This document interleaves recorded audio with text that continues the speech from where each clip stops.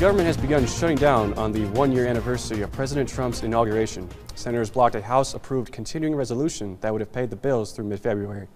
Good evening, I'm Tyler Cox. The White House says it won't reopen immigration talks until Congress reopens the government. CBS's Mo Lengi has more from the Capitol.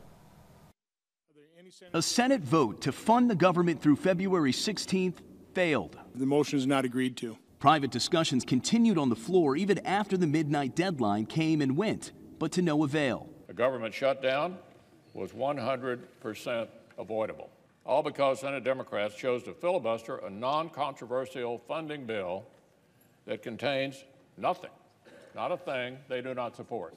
Democrats were holding out for a comprehensive spending bill and a deal to protect dreamers brought to the U.S. illegally as children.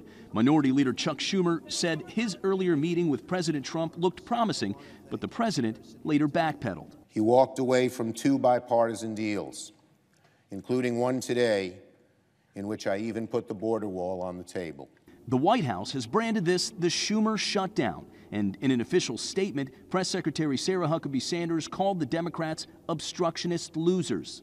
The majority leader is proposing a resolution to fund the government through February 8th, a week past the president's State of the Union address. It's unclear when the Senate might vote on that, and any deal would also have to pass the House. A partial shutdown won't affect much in the early hours of the weekend, but it could ultimately furlough about 800,000 federal workers and leave military personnel unpaid. Even the CDC wouldn't have the personnel to support its annual flu program. Mo Lengi, CBS News, Capitol Hill. Social Security checks would still be mailed out, and because the Postal Service has its own funding, mail will still be delivered and post offices remain open.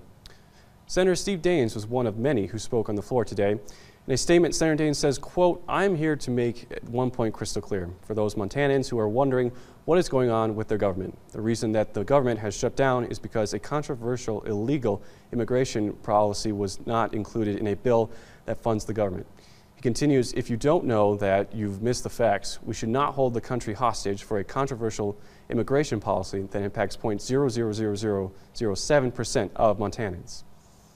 Senator John Tester also spoke on the floor today. His response to the failed government funding bill is, quote, "Congress has failed for 112 days. The budget ran out in September of last year.